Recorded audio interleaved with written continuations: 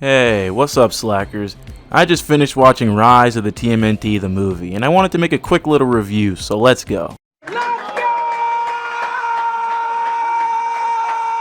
First things first, just to get this out of the way, don't watch this movie thinking you'll understand it if you haven't watched the show. You can still get the gist of what's happening, but some things will go over your head, so I just suggest watching the show first if you want to appreciate everything. Also, the show is just really amazing, so watch it anyways. But now that I got that out of the way, let's get down to it. So no spoilers, so don't worry. The plot is pretty simple. It starts in New York 2044. The Krang have invaded the Earth and humanity is on its last legs. So in a last-ditch effort, Leonardo sends his apprentice Casey Jones back in time to stop the Krang from invading. That's pretty much it without spoiling anything. It's very generic, which is not a bad thing because TMNT is one of those franchises I feel doesn't need a strong plot if the character dynamics are interesting. Find the key, stop the Krang.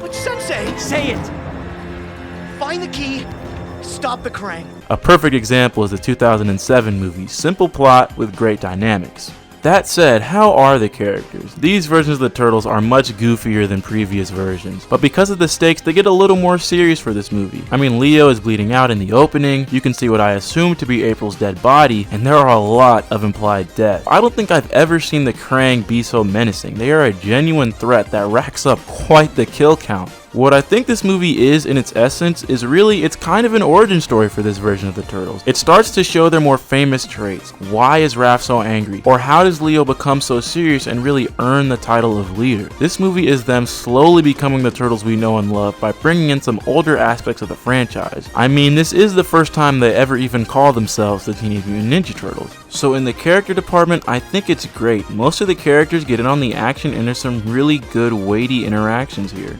I'm responsible for keeping us safe and making sure we can handle anything that comes our way. Because if I don't, you could all end up dead. One thing that's absolutely stellar is the animation. The crew at Flying Bark Productions somehow managed to one-up themselves, and I applaud them because this looks amazing. I would say more, but you just gotta see it for yourself.